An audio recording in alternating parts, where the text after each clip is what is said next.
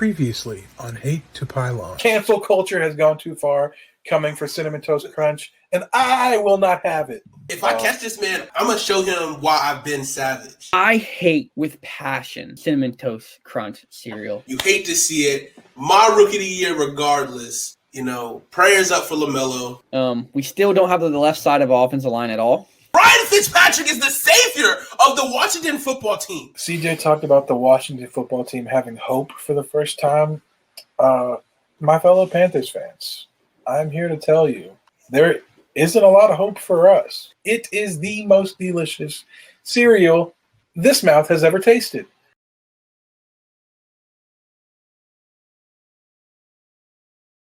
We're ready. We're ready to go out there and hit them every play right now, baby. What's up, everybody? And we're ready to play. We're here every single Tuesday, ready to go for you guys. And I am CJ alongside Jonathan and Kyle. How are you guys doing today? Exceptionally well, CJ. How are you doing, Kyle? This is the worst day of the offseason for me, and I'm pretty sad. Well, I think we're all sad sometimes, but I think that is a great thing that we shall bring to the table. And let's go ahead and start it off.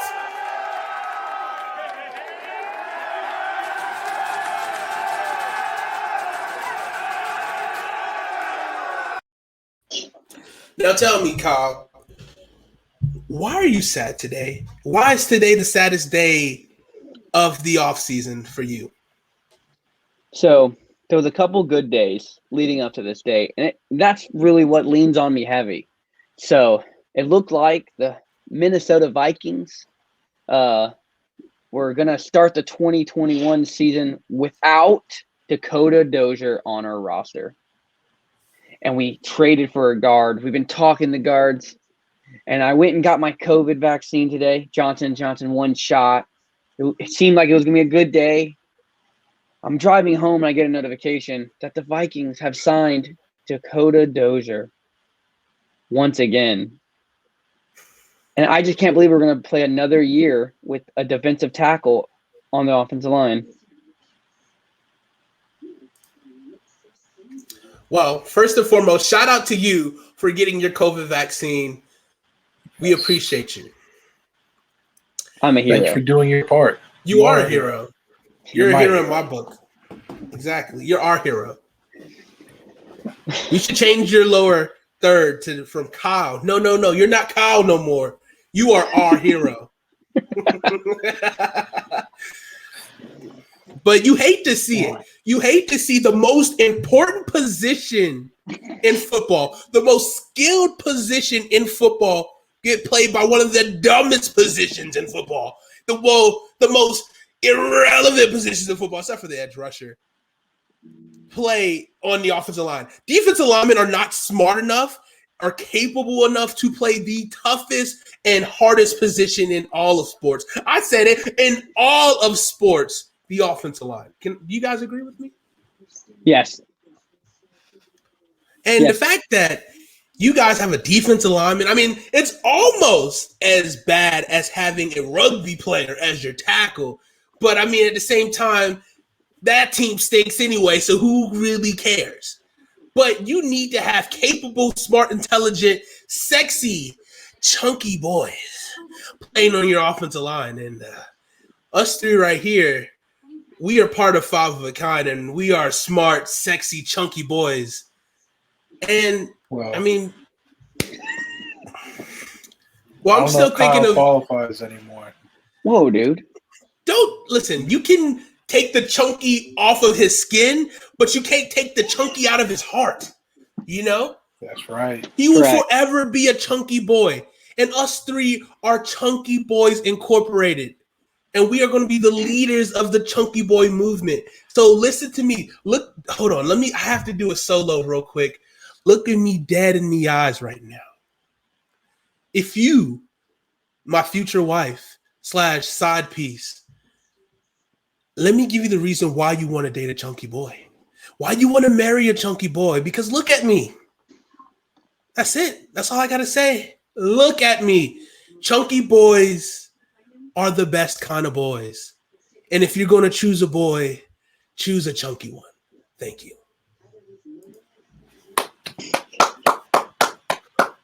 Well, Jonathan, what did you call him the other day? He sent a picture of the group chat. I don't want to break down the joke. It was a play on words. What was it? He asked if he looks like Justin Fields. And what did you say? I said he looked more like Justin Backyard. Listen.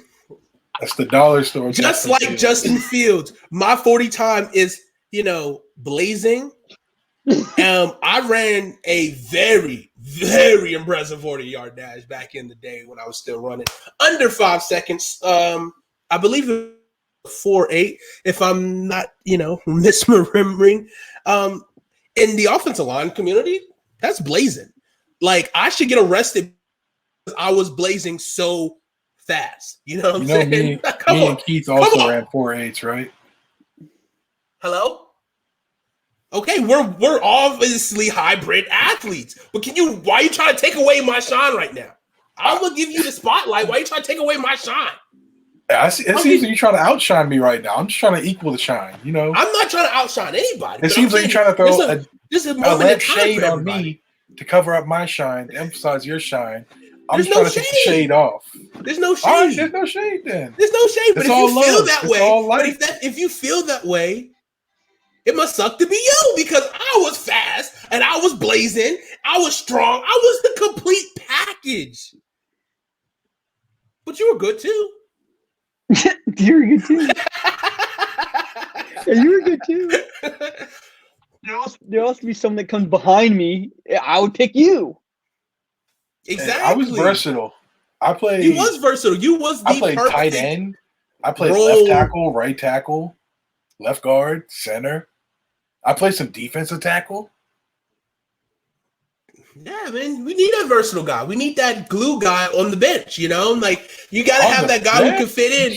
You got to have the guy who can fit in to play, like, with someone, like, when a starter, like myself, were to happen to get injured, then you need that guy to come in for you. And there's nothing wrong with that. We all have our role. We all fill those roles accordingly. No shade. Okay, just because you ran a 4.89 and I ran a 4.81 and was playing tight end, and you're a little jealous that you couldn't play tight end, doesn't mean you gotta come for me and say my skin is not green. I'm not jealous. I'm not envious of you. I was a pure athlete. I was a complete package.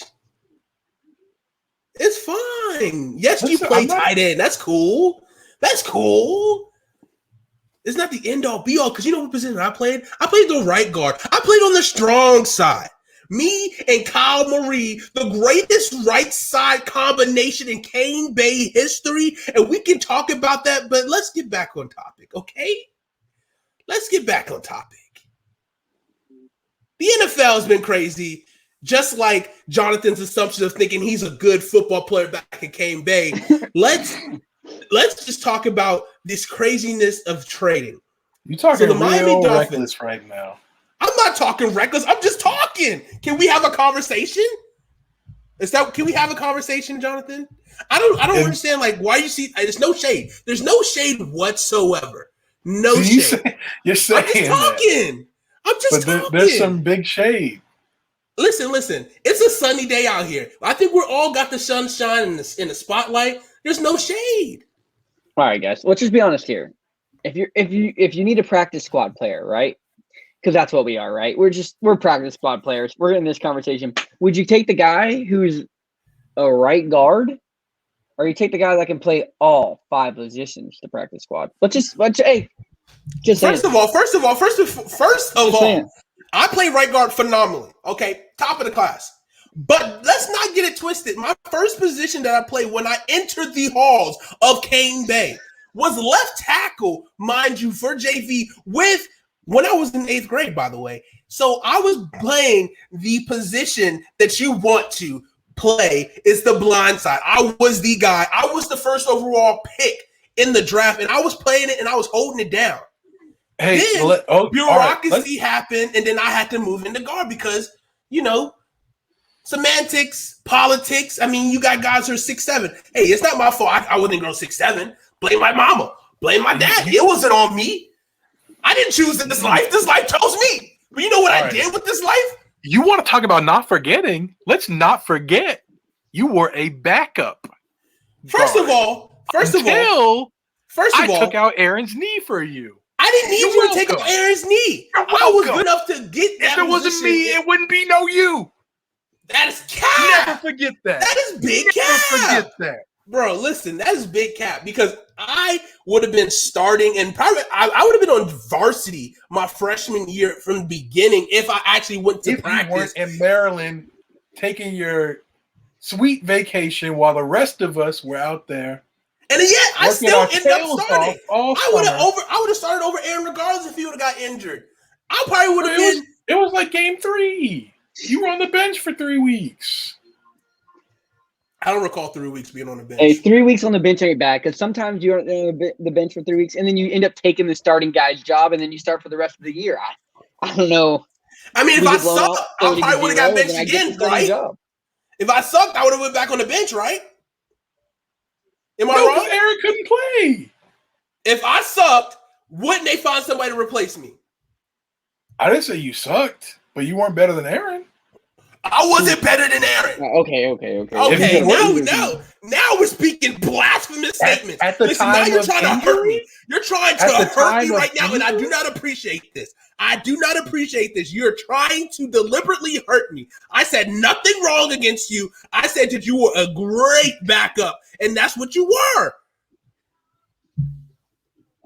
That's cap. I was a starter. Yes, on JV, but I mean, come on, man.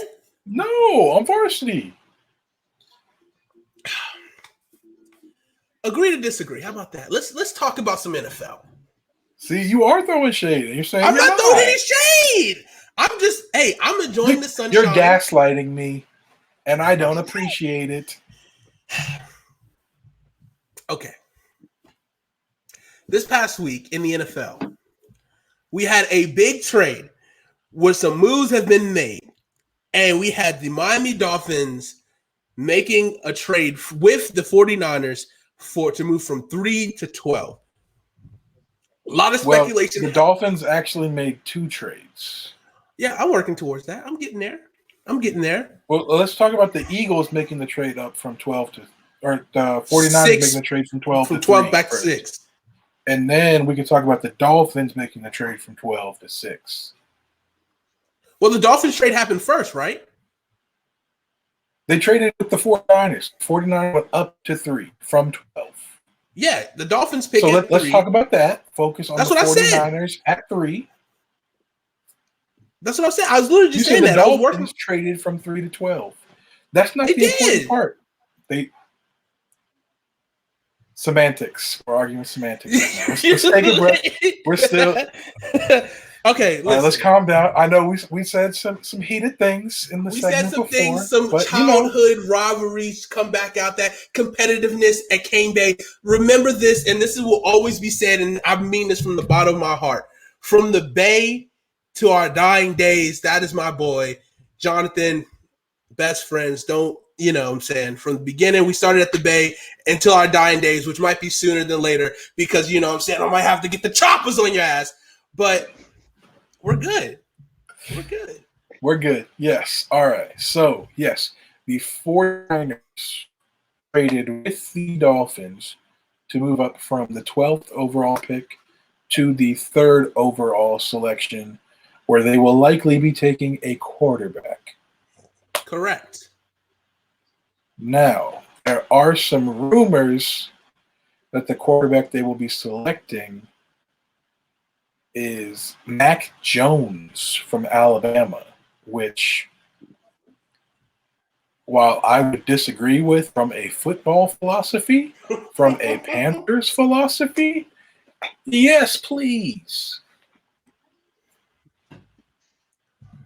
Mac Jones, Mac Daddy, Maxwell Jones the first. I don't know if he has a kid or is a son. McCorkle Jones. McCorkle. Oh wow, yeah. Mac Jones. Let's go with that. That's easier on the tongue.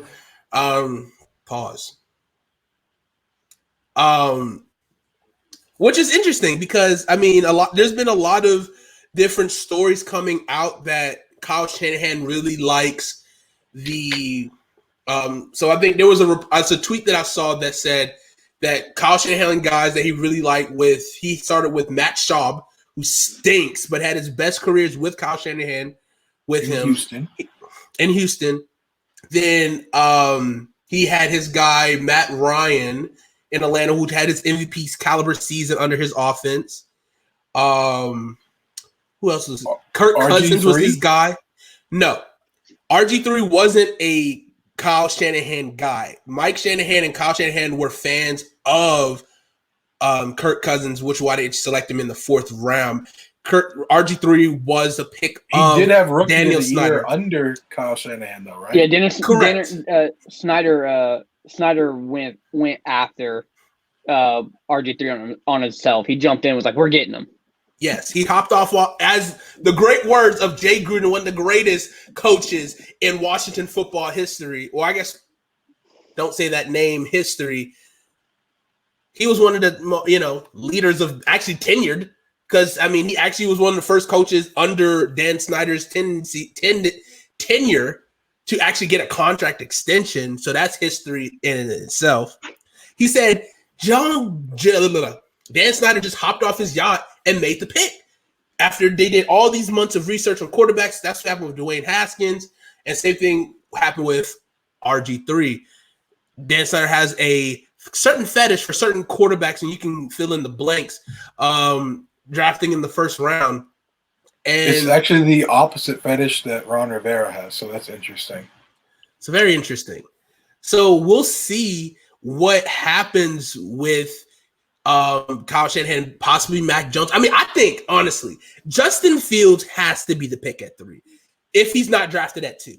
Because that offense with Justin Fields, Raheem Mostert, whoever the heck, insert running back who are undrafted, 7th round, doesn't even matter. If he has feet, he's going to rush for 1,000 yards. And that offense is going to be humming. And then imagine the option, even like you could do RPO and option with Justin Fields and that speed that he has to get to the edge. But that running game is going to be unstoppable with that offensive line that they fortified and they signed my guy, one of my favorite offensive tackles in history. I wish he was finished his career in Washington, but he's still one of the greatest Washington football players. And Trent Williams, and I'm glad he got the bag. He deserved it with his years of service. Definitely doesn't repay for what Washington did to him, especially with the health scares he had a couple years ago. You mean trying to make him play through cancer? Is that the issues with Washington you're referring to? Something like that, yes. You don't have to say it out loud. We all know it. But I understand, yes, it's very terrible, the fact that, misdiagnosed and they try to keep having him play with it. So, it's understandable. Like, you can't, and to have, it's crazy. Washington was doing that before Ron Rivera got there. I can't imagine what y'all are going to do with him. I don't know. You have all the experience, so. Actually, I do know. Alex Smith, literally didn't have a leg.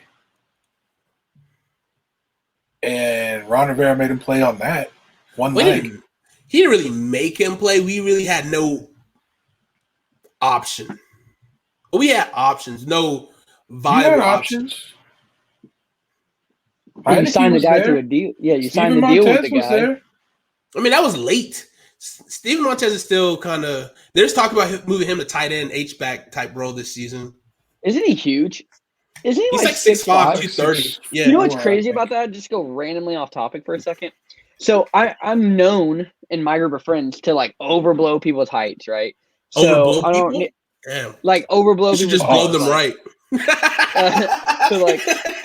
I say someone's 6'3" and they're actually 6'1". That's not terrible. So I kind of backed off. Yeah, exactly. I kind of backed off calling people's height out. So I remember reading that Steven was 6'5" or something like that, right? And I know Taylor Heineke is 6'1". So all of a sudden I see Heineke and Steven standing next to each other on the sideline, and they look like the same height. I'm like, there's no way. There's no way they're the same height. I look it up, and it's and it says 6'5", and they're like this and this to each other. So I have no clue what's going on the sideline. Dude, Taylor Heineke is probably wearing 4-inch cleat spikes, man. That's crazy. Go watch that playoff game. He's only 6'2". No, he's 6'5". I don't Yeah, think he dude, is. I'm backing off that because I'm bad at that. But I thought he was like 6'5". He's a big body guy. I mean, that's why they want to try to convert him to like tight end H-back to try to give him a Taysom Hill role. But I mean, I don't think he's going to really make the roster unless he like just excels at it. But I mean, he runs like a 4.68, I think, or 4.5, something like that. I think he runs a 4.6. To get back on topic, I don't understand. I don't see. So I have a feeling that the number 3 pick is Trey Lance. If you look at Justin Fields and Mac Jones are on the table, it's Trey Lance. Trey Lance, physically gifted, big body guy. He's Justin Fields but thicker. So like, I'm trying to see if you've been smoking today. Look at me in the eyes. So you're high. You think Trey Lance over Justin Fields? So I think you're. So listen, long-term projection, I get it, but better player year 1, yeah, give me Fields. So if you look at that report that came out, some NFL people have Justin Fields graded in the 4th round off of NFL boards. I don't know who that is, but it's listed. Shout out to Coach I can tell you who, probably Ron Rivera. Rivera has him as a 4th rounder. If you go watch North Dakota State, North Dakota State. Yes. If you go watch them play, they're doing all these crazy plays that's like directly from the Shanahan offense, literally ripping them straight out and running it. I think Zach Wilson was their guy, and they tried to go up and they tried to get number 2. The Jets said no, and then they went to the next guy. I don't think that Justin Fields fits the offense that the 49ers want to run. They don't have. He is a Watson style quarterback, as in he's gonna stand in shotgun all game, and he's gonna read the field like that. And that's not how the 49ers are gonna run that. It's gonna be a bunch of RPOs. It's gonna be a bunch of rollouts. It's not gonna be a pocket passer. It's literally not what that offense is gonna be. Can I ask you a question? Who's the head coach and play caller for the San Francisco 49ers? Shanahan. Kyle Shanahan, right? Great guy, right? Phenomenal offensive mind, right? So you know, like all the different quarterbacks that he's had under his system. It doesn't matter who the quarterback is, but Justin Fields' pure talent trumps. I disagree. With this strong, and he has a stronger arm. I think. I don't know Justin about that. Fields has a stronger arm. I'm not on that bandwagon. I'm 100% on Justin Fields bandwagon, and I'm still mad at that fact that Jake Fromm, not even from State Farm, beat him out. He's still a bulldog in my heart. Listen, I think if you look at the quarterbacks, Justin Fields is the highest floor. Take Trevor Lawrence out of there. Trevor Lawrence is number 1 pick. Lock it in. But if you're going to look at the next 4, if you want to be safe with your pick, it's Justin Fields. If you are looking at someone who has the highest upscale, the lowest floor is definitely Trey Lance. You got to go Trey Lance. It's Trey Lance. I bet you it's Trey Lance. I bet you it's Trey Lance. Mac is not there. After I just saw Kyle Shanahan's face at Pro Day, there's no that flashbacks. There's no shot. But I do feel it's Trey. I mean, it does, but it also says a lot the fact that Kyle Shanahan and John Lynch both decided to go to Mac Jones's Pro Day over Justin Fields. They could have. I don't know if they had any representatives at all. And let's not forget, who makes the selections in the draft? Is it the head coach or the GM? It's the head coach. It's Kyle Shanahan. Kyle Shanahan is the guy. Like John Lynch works for Kyle Shanahan. It's like that system that is That's in New not England. correct. That is very correct.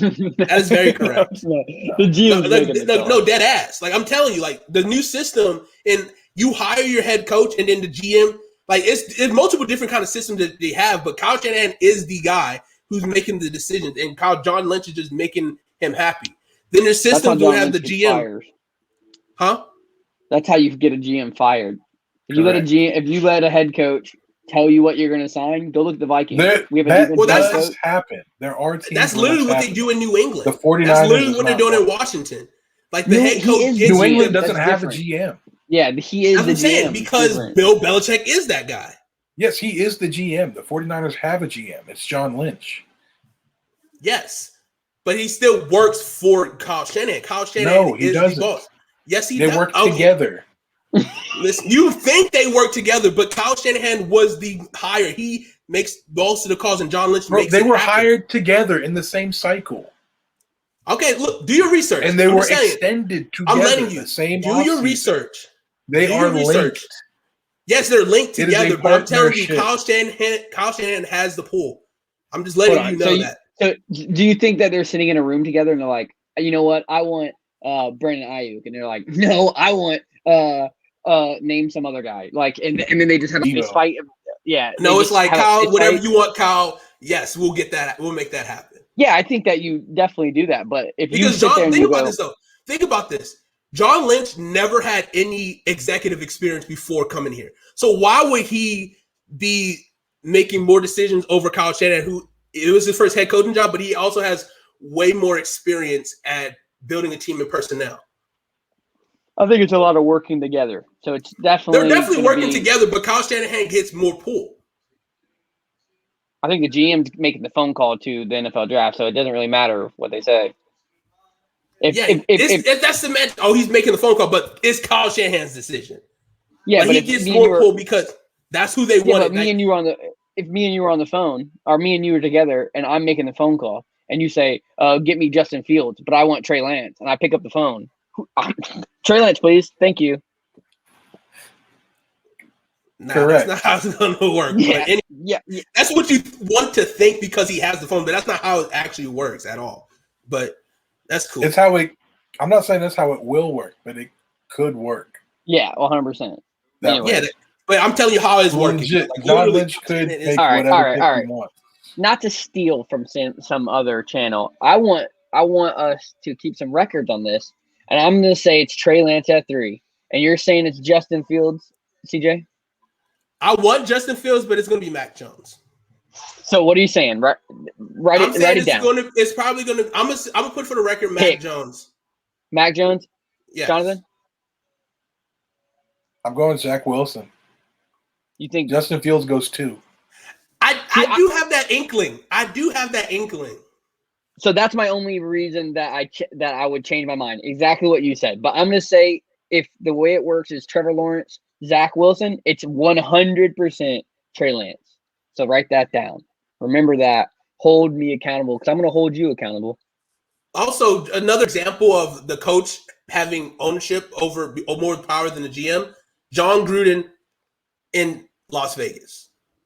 All right, that's different. They gave him a 10-year, like $100 million contract. But it's still Mike Mayock, no GM experience. Pretty much pairs him to make John happy. I'm just giving you another example of that system because that's a popular thing. Like Ron Rivera also has that. It's not a popular thing. It's not. I'm not saying it's a popular thing. I'm telling you this is what's happening. Popular thing.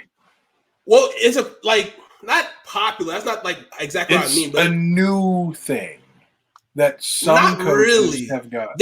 People are just trying to steal from the New England Patriots system. But I'm gonna tell you what. New England's not the first ones who had it. Bill Parcells is. Everywhere Bill Parcells went, he had that. Which is also Bill Belichick is a part of that tree. Yes, he's part of that tree, but he wasn't the originator. It was Parcells. Yeah, I'm not saying he's the originator, but I mean, most recent history and most recent and success. Yes, but those are the only two who've managed to do it. Correct. Nope. There's been other teams that have tried to do this. The Eagles with Chip Kelly tried to do this. And there's also a really good reason. I think his name is Billiam, what's his name? He really did a great job. I think he coaches at Alabama now. He was a great GM. What's his name? Oh, Stooge O'Brien. Yeah, look how great he coached he GM'd the Dolphins. Look at where they're at now. The Texans. Texans. Oh, or the Dolphins. Yeah. The Dolphins. He was the unofficial Dolphins GM. Yeah. All right. And gave them four first-round picks or something. But I mean, he finessed the system where the owner, they were in the flux of their owner passing, and it was like, fuck it, you can do it, I guess. Yes, but he got that, and he kept it for over a year. Yeah. He's a good con man. He promptly ran that team into the ground. Yes. But that's why it's not a popular thing. Like, you're saying, oh, it's Shanahan. Shanahan has the pull. That's what Eagles fans were saying about Chip Kelly until Chip Kelly got Chip Kelly and Shanahan are not the same. Are not even the same. Because Chip Kelly, because he got this hype from coming from being like a college coach to the NFL. And we see how that goes with college coaches being from NFL. Shanahan is a guy it was waiting for him to be that guy to be the next head coach, because he's, made his rounds, has offenses being top of the league pretty much everywhere he goes. So it's a different, it's definitely is a case-by-case basis for sure. But Kyle Shanahan is, he built his reputation for a reason. Yeah, Chip Kelly had built his reputation too. But also from college, which is the biggest caveat, because no college coaches do well except for maybe Pete Carroll. Correct. But when Chip Kelly was hired, they said the same thing about his pull as you're saying about Kyle Shanahan's pull. They were like, oh, he's the guy.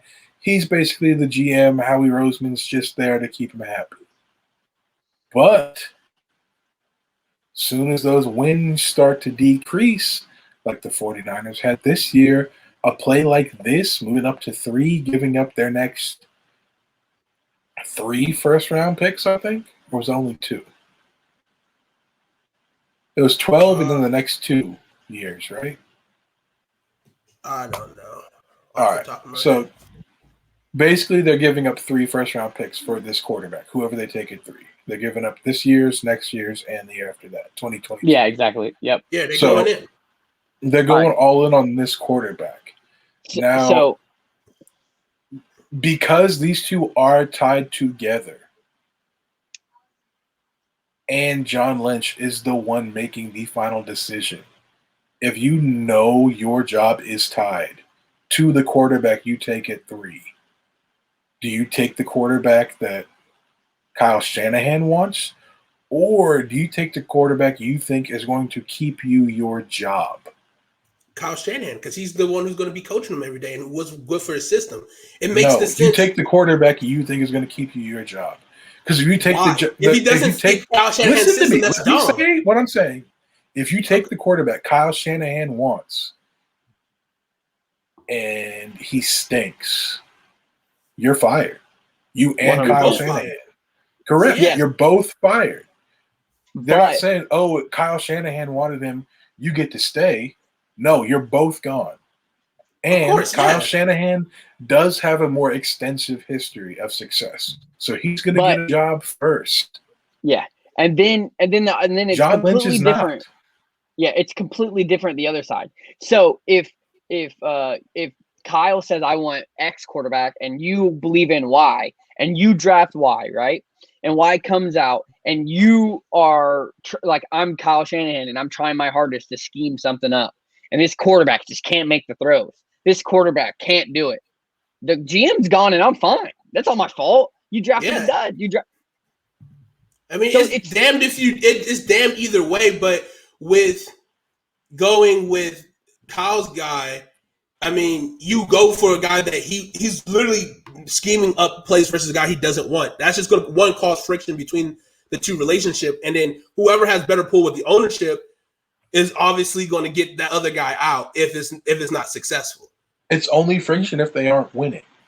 Yeah, they think they're built to win now. So what Jonathan's saying is, if we take Kyle's guy over Lynch's guy, they're both fired because Lynch let Kyle tell him what to do and it sucked. That means you're not a GM. if the GM does something that the coach didn't want and the GM's guy stinks, just the GM's out. Right? Yeah, so either way, you're a bad GM either way. Exactly. So you better go with your guy. Correct. If you're going to go down, you want to go down because your decisions. Of the decision you made, not because you took, especially like let's say that's dumb. Let's say John Lynch really wants Trey Lance, and Kyle Shanahan really wants Mac Jones, which I don't think that's the case. But let's say that is. And Mac Jones gets to the NFL, and the 49ers offensive line is really good, but it's not as good compared to the NFL as Alabama's is compared to college football. So he's getting pressured more. He's getting guys in his face more, which he didn't have to deal with in college. Now, he doesn't have the Biletnikoff winner to throw to. He doesn't have another first rounder in Jalen Waddle. He doesn't have maybe the fastest player in college football. He's going to struggle. So if you take a guy who struggles and the coach, because the coach wanted him, you still took him, you're going to take that blame. Whereas if you take a guy who the coach didn't want, like the coach can't bench him. If you take a first-round quarterback, I mean, he can, but you're not going to get fired because of that. Yeah. Like if they say they're keeping Jimmy G for now. That's, I don't know if they will, but let's say they do keep Jimmy G, and they take Trey Lance at 3 because John Lynch wants him. Kyle Shanahan's mad that he didn't get Justin Fields or whoever he wanted. It's literally the situation in Washington. And he puts his foot down and he starts. So that's why you go with the guy that the coach wants. No. Because at the end of the day, he coaches them. Listen, we can disagree, whatever, but like it's dumb because at the end of the day, you're going to have controversy. You're going to have media publicity because you know that he didn't want him. And you're like, why isn't he starting? He's not going to leak. It's not going to leak. It's not going to leak. You don't know that. Because the thing is, if he's not starting or he's not getting any kind of reps, then the media is going to start swirling. Oh, is he's not ready? This is and this. So then it causes more attention. But if the media knows, the job's gone. That's the difference. Like if the media, if anything comes out, leaks like, that Kyle wanted this, it's over anyways. That team's done. Someone's getting fired. Yes, I'm agreeing with that. The fact that if he's a bad team, someone's getting fired. Look at the Packers. But you go with who the Packers, you want your coach to scheme best with. Because then if you go against who wants to scheme best, then what's the point? Like your job is literally to give the coaches the players that they want, and that's going to fit their scheme the best. Correct? No, your job put together the best team you can. You're saying a GM is not supposed to give the players the best players that fit their scheme, right? So a whole GM point is not the best players.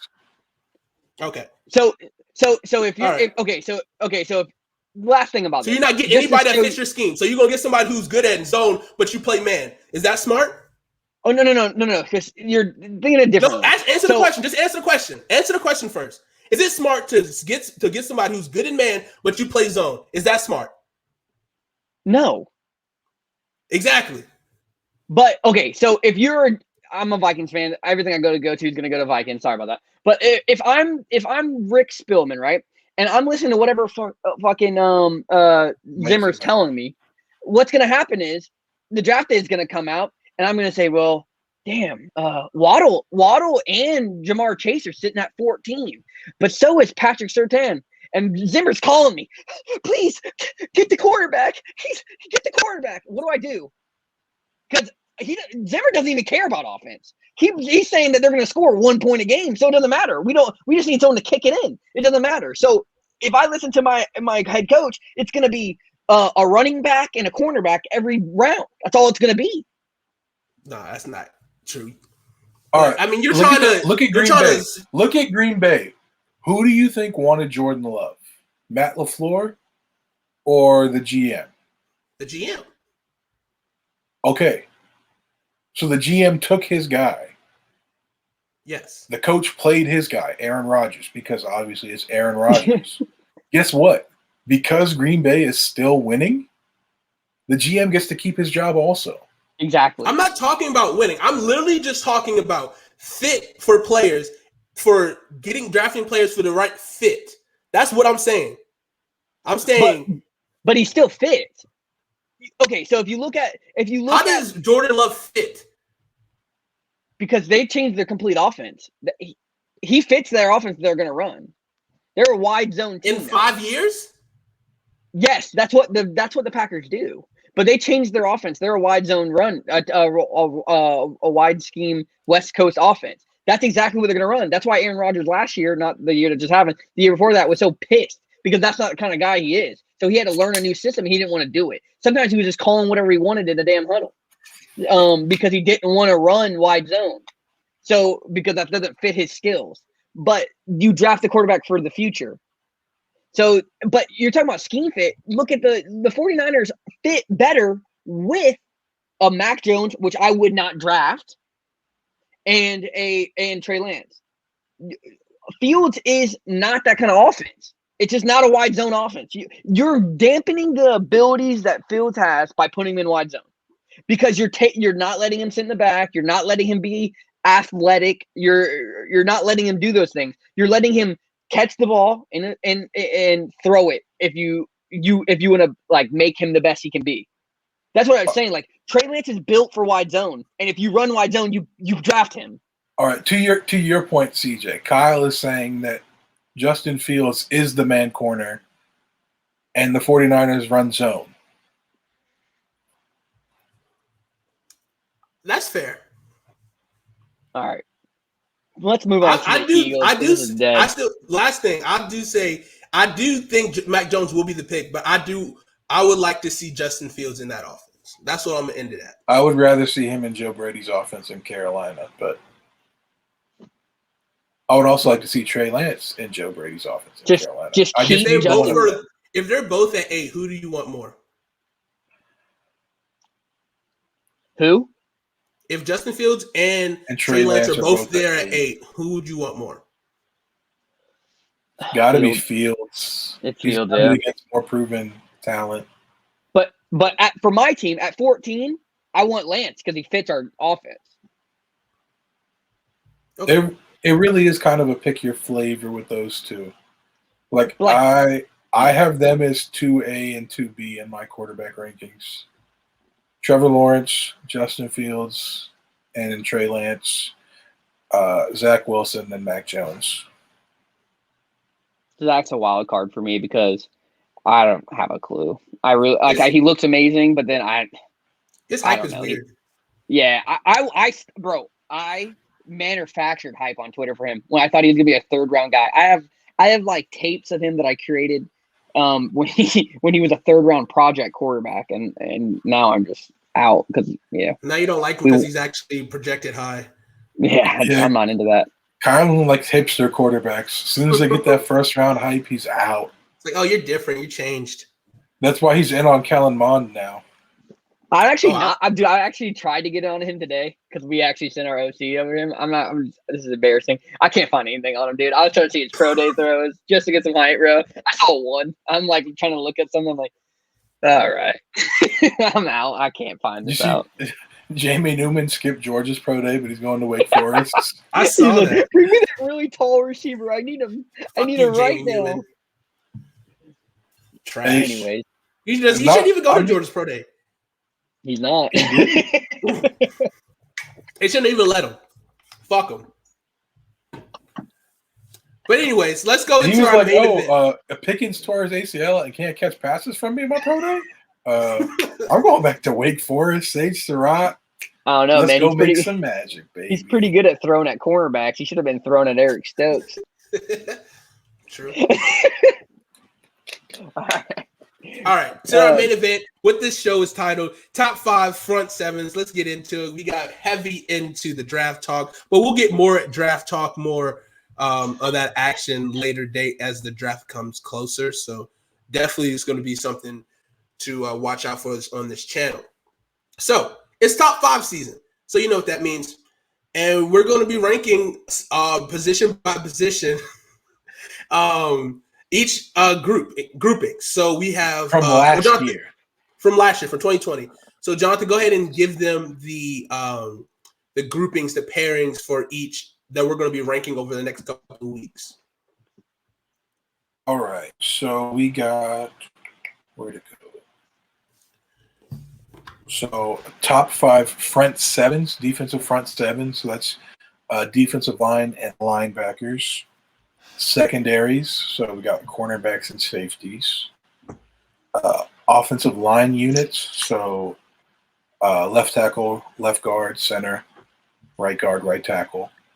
Pass catching cores, wide receivers and tight ends, and then backfields, which is quarterbacks and running backs. So those are our position groups that we're doing our top 5s on. CJ, you want to go first, or do you want me to start off with front sevens? Yeah, so let's do this. Is what we do. We'll do 5. We'll go around the horn per number. So 5, we'll give who our number 5s are, and then we'll go up to number 1. You don't want to do position group? You just want to do numerical? No. Oh, I mean, we're doing front sevens. Front sevens today. Okay. So gotcha. We're starting from 5. Yes. All right. So my number 5 front 7 group that I have on my list is the New Orleans Saints. So I have New Orleans Saints as number 5. You know, very strong front with Trey Hendricks. What is his name? He was Cam Jordan. linebacker. Cam Jordan. He was a linebacker that just came on Pat McAfee's show. I can't remember. He had like dreads. Yeah, what's his name? I can't think of his name right now. He's really good. Something Ryan? No. Why can't I think of the linebacker's name? Well, I mean, Saints had, Trey Hendricks, who recently became a free agent, now signed with the Cincinnati Bengals. And they also have Cam Jordan. They also do have Cam Jordan, but Trey Hendricks definitely came out as being a guy who I think, he got better constantly each year and becoming a big sack guy for them, which is awesome. Very productive. Davis. Yeah, I think that's right. Yeah. You got a lot of guys, high motor guys that just kind of get after the quarterback. And, I mean, really the fronts for the Saints are both stout on both sides of the ball. And for me, I think they're good. And I couldn't leave them out my top 5, so I had to put them at 5 for me. Jonathan?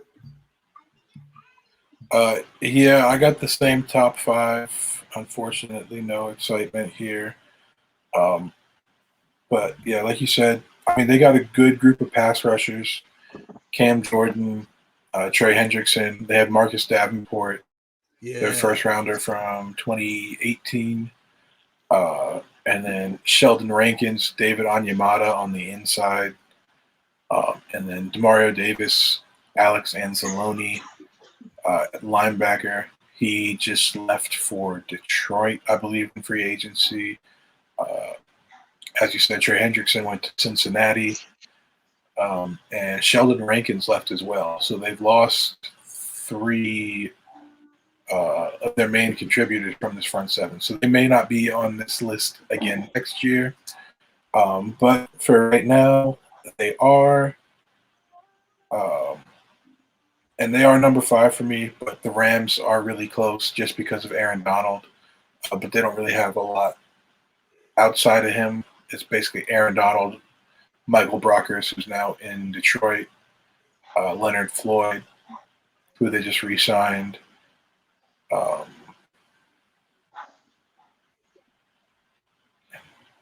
don't even know who else. I think Morgan Fox, who just signed with the Panthers, was another player on that front line. But, yeah.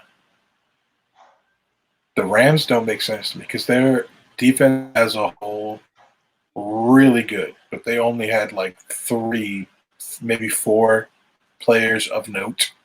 That's Aaron Donald, Jalen Ramsey, and John Johnson, who just left also, and Michael Brockers, who also just left. So they're down to like 2.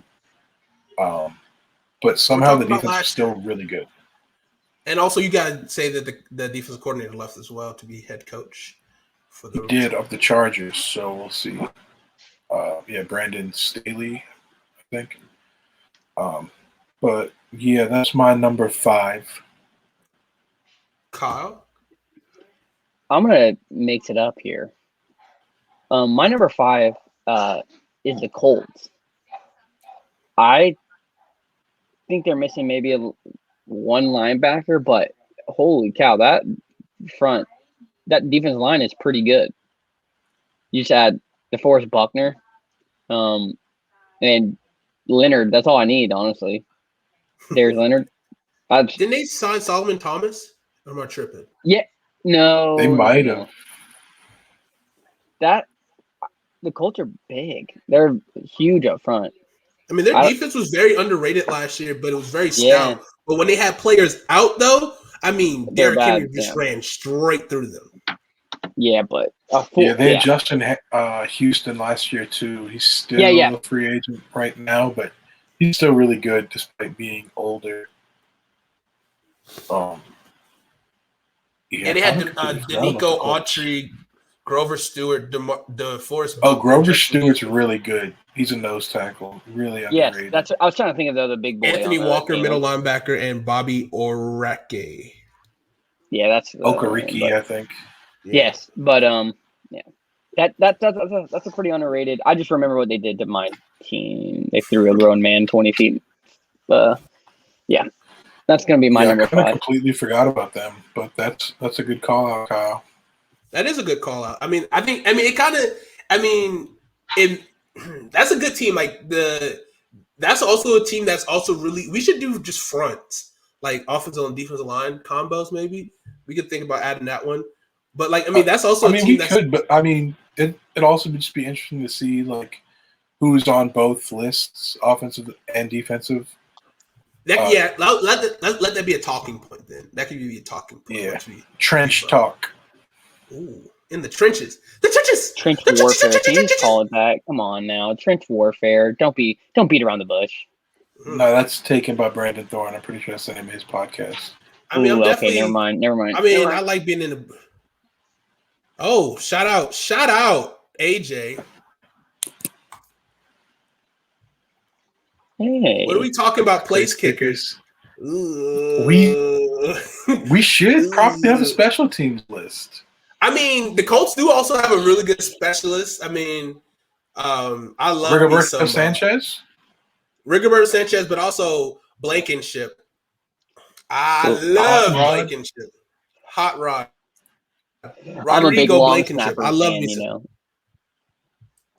Who's the Vikings long snapper? I can't pronounce his name, but it's not the one we drafted. We cut the one we drafted this year for like a 34-year-old. Last name starts with like a D or something. I don't know. We had that one guy who like lost his finger. Then we drafted a guy from Army JP? Or Air Force. Huh? I got JP. Lost his finger? Oh no. No. Our long snapper in 2018 got his finger stuck in a helmet when he was making a tackle on special team, ripped the top of his finger off, went to the sideline, and then he came out for the next punt. Dang. Tough guy. Yeah. I gotta love it. Yeah, I'm a big long snapper guy, They eat kneecaps. Well, our long snapper. It should be. Our long snapper from Washington, Nick Sonderberg. He just got released. He was the longest tenured Washington football player. I think at 11 seasons. I think they're only. I'm pretty sure the Panthers long snapper is our longest tenured player. JJ Jansen, I believe he's been here since 2010. I can't remember talking about long snappers. Hey, shout out. Bro, in like 2017, I could name like most teams' long snappers. That's weird. It was weird. That's weird. I got into at work today, and we'll go into number 4 soon. I got into this weird thing of like looking at, because I found this site to where you can kind of see like all your teams like by the numbers, the jersey numbers, like who was like the best person who wore that jersey number. And it didn't have like all the numbers on the site, but it had a good bit of it. Or I think it started off with me seeing a royalty-free picture of someone in the Washington uniform, but it was like 31. And I was like really confused who that was. I was like, who is this? And And I'm trying to think. I think of the Rolodex of running backs that played for us.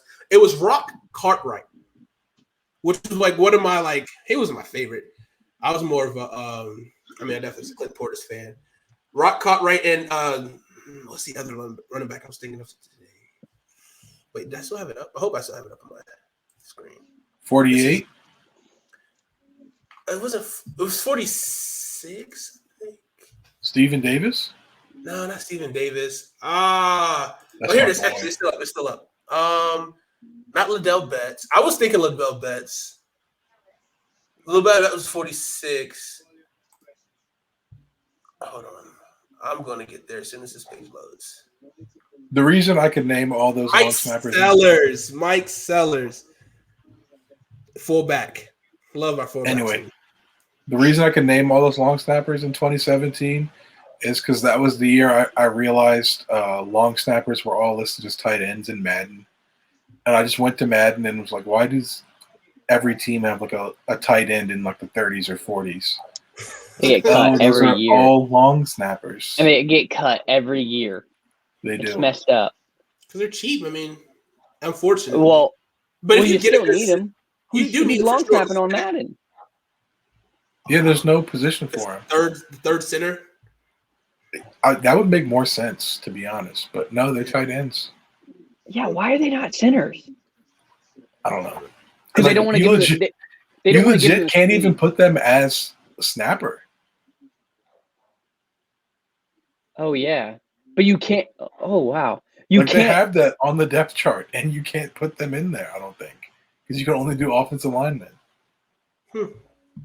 Yeah. Oh wow. But yeah, it's because of the speed thing. I bet they don't want the center to have like an 86 speed to go tackle people downfield or something. I guess I also wouldn't want my center to have like 40 speed to get blown up by a nose tackle, but that's why you don't start them. All right. So starting with number 4. So my number 4. This was a tough list, honestly. There's a lot of really good top front sevens, and it was tough for me. But I really do like the Los Angeles Rams. I like their front seven, how dominant. I love that defense, but I think that front seven is also really good. Aaron Donald, period. Aaron Donald, period, is a fucking beast. Leonard Floyd is no slouch. Michael Brockers, very good front seven. Also a really good back end as well, which we'll talk more about that later. But I really love that front seven. I love Aaron Donald. He's like my dad that I wish I had. I want him to play nice with me. Like, I want him to show me his moves with the knives, but like, I want the real knives. Like, I don't want that pretend shit. Like, I want the real fucking knives. So, shout out. I got the Rams for number 4. So, who do you got, Jonathan?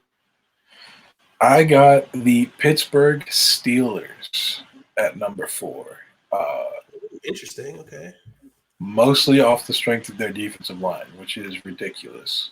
They got TJ Watt, who should be second on most people's Defensive Player of the Year list. Bud Dupree, who also had a really good season until he got hurt. All right, let's chill. We're pro players here, CJ. Don't forget that. We love to see players get paid. For sure. But we also we got the GM mentality as well. So it's yes, but only when it comes to our team. We can only complain about overpaying our players, not other players. Other team, we're just happy they got paid. But Cam Hayward,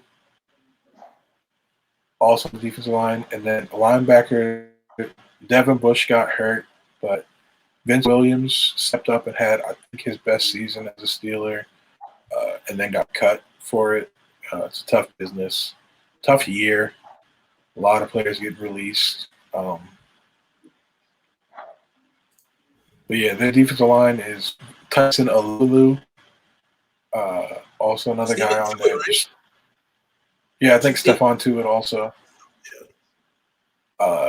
Really stout defensive line and edge rushers there last year. We'll see what they do at to replace Bud Dupree this year, but Still got T.J. Watt. Still got Cam Hayward. Still got Jewett. Re-signed Tyson Alualu after he agreed to sign with the Jaguars because he was delayed in going to Jacksonville. I think some complication with his COVID test. And then ended up changing his mind and coming back to Pittsburgh.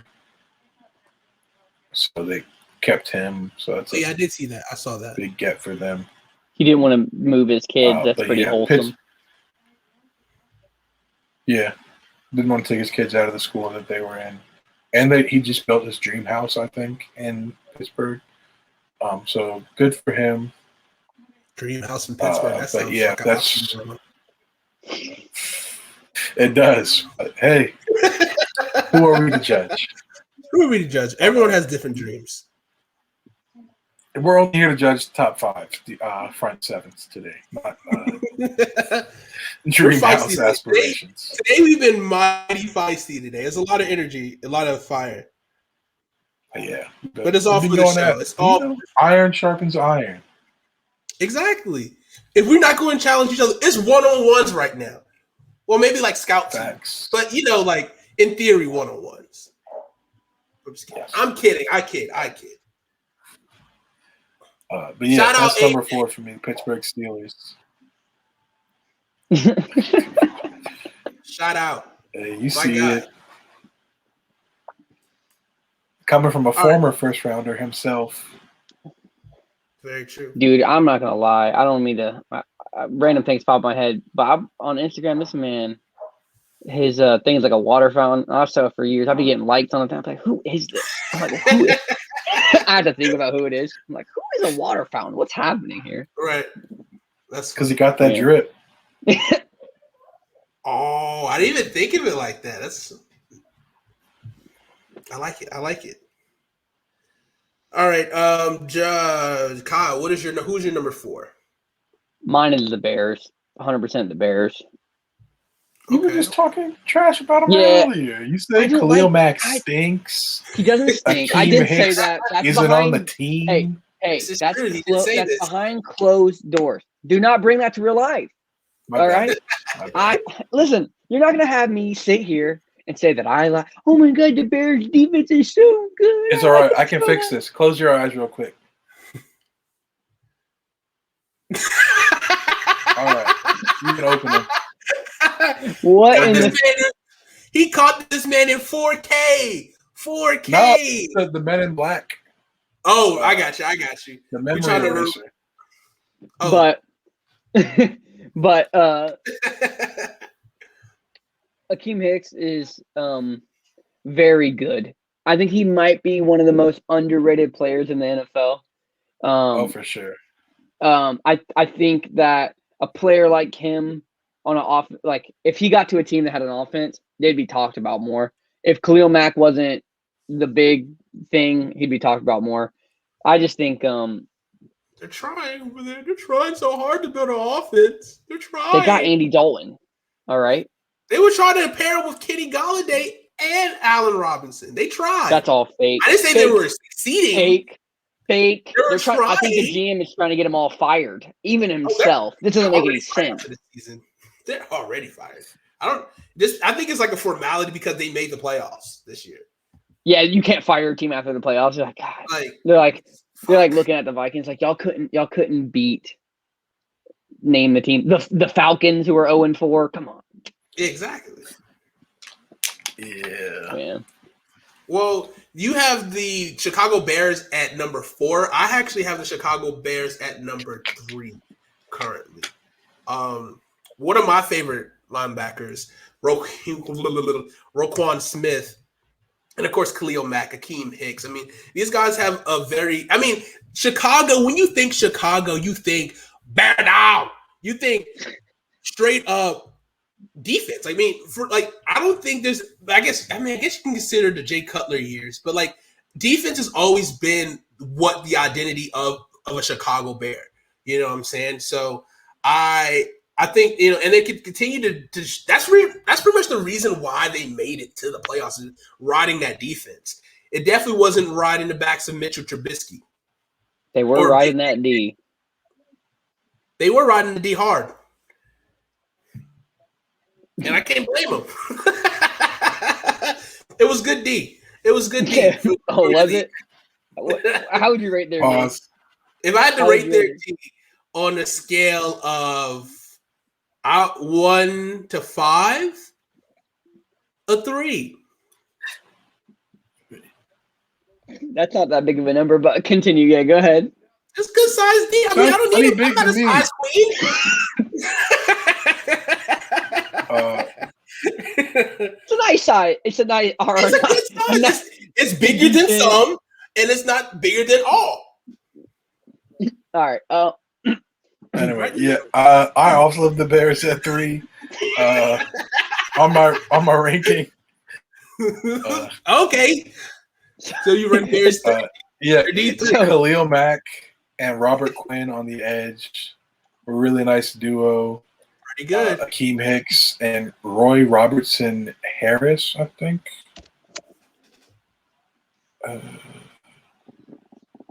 don't see him. On Yeah, the Roy roster. Robertson Harris had a breakout season this year. I think he left free agency, but he was a big piece on that defensive line this year.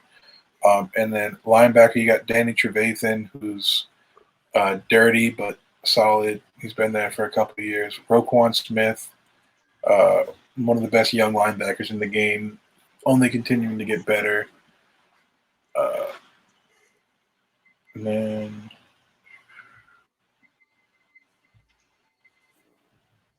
yeah, that's basically it. They don't have much depth behind those starters. But they don't need much depth because those guys are all studs. Really good front defensive line and linebacking core, and that's why they're ahead of some of the previous teams for me because of the strength of both levels of that front seven. They come in at number 3 for me. Did you say your number 3 yet, Kyle?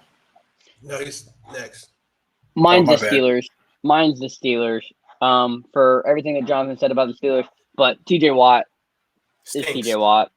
Yeah, whatever this guy says. TJ Watt is TJ Watt, runner-up, defensive player of the year.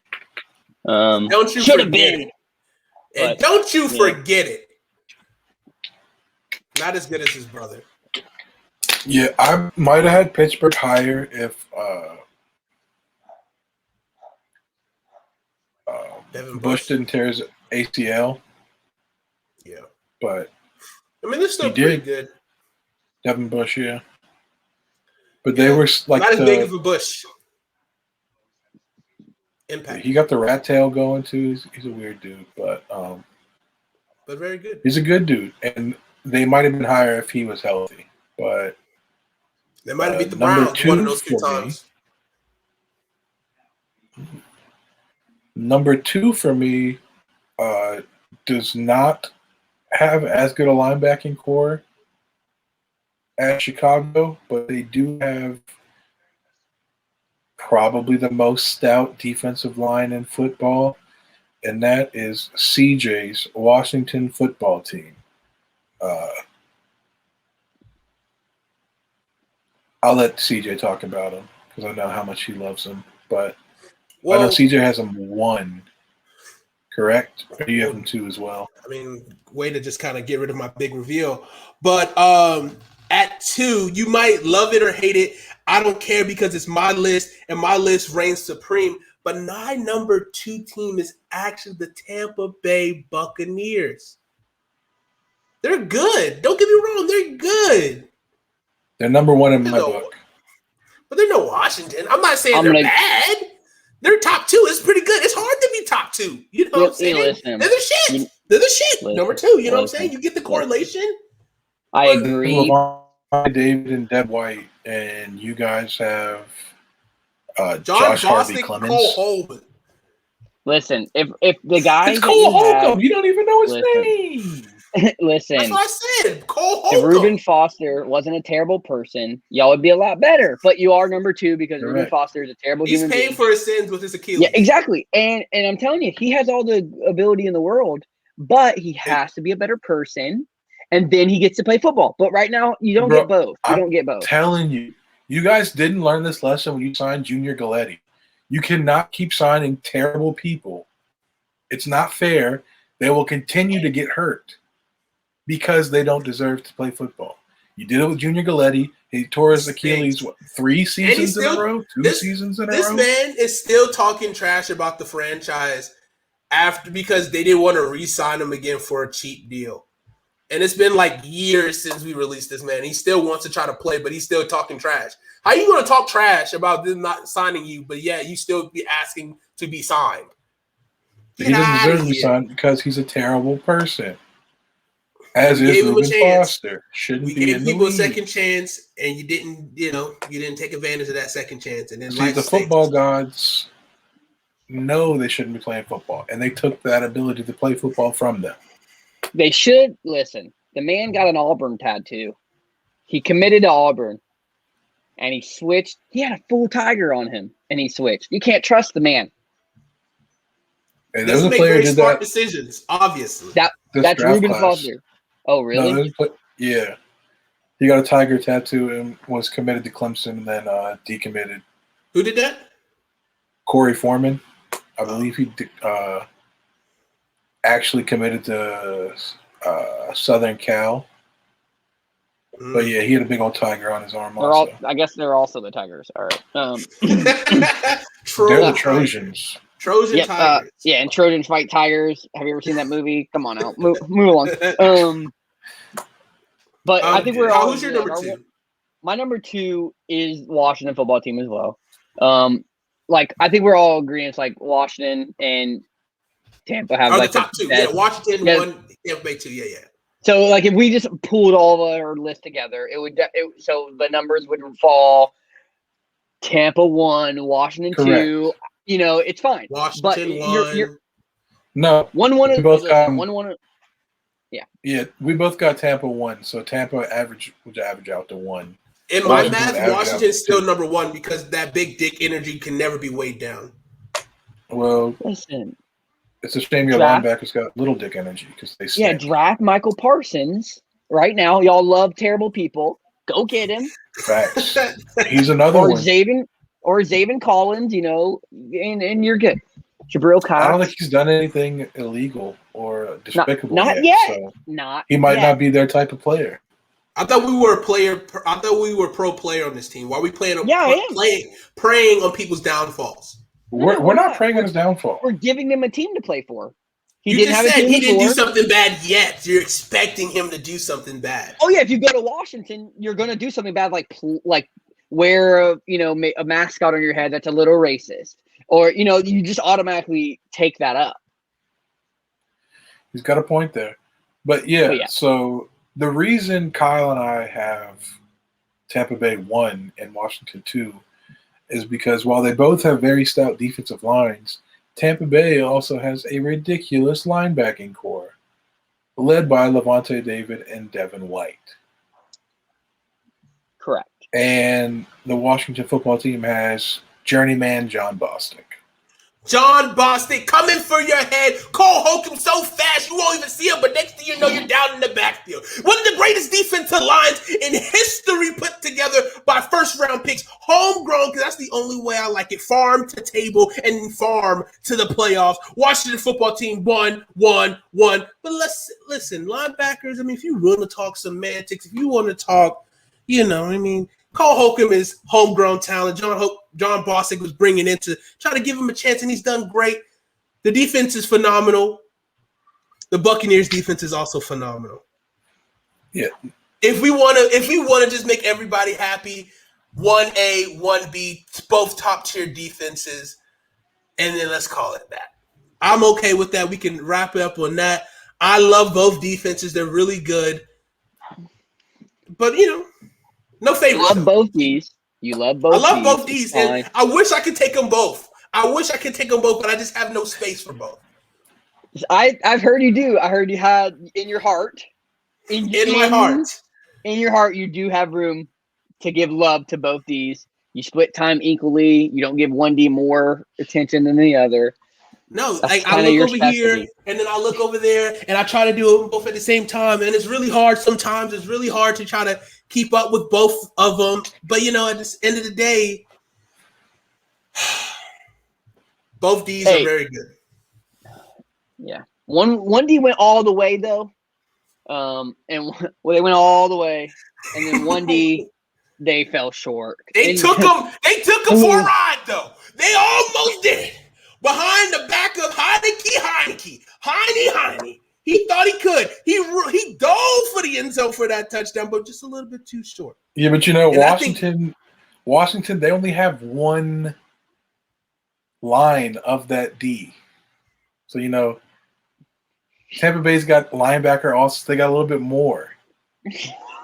That D's a little thicker.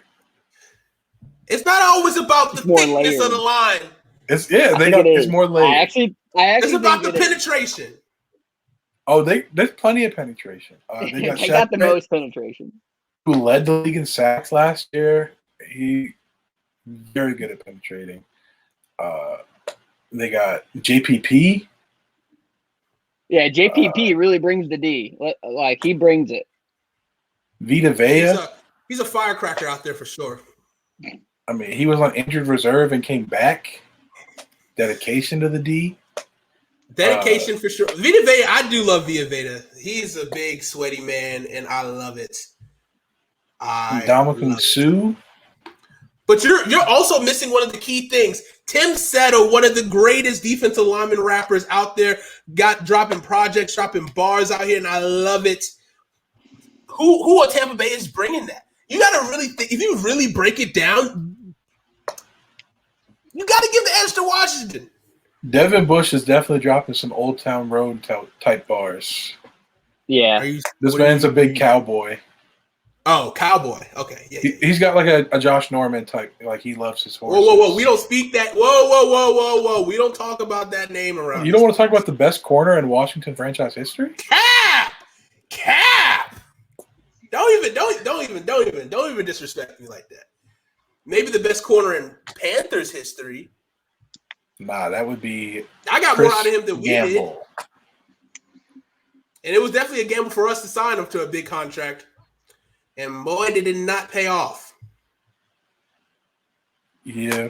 Dave Gettleman gets a lot of hate, but the one good decision he made was not giving Josh Norman a long-term contract.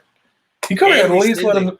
He could have at least let him stick around on the franchise tag, but he didn't give him whatever you guys gave him, which was way too much.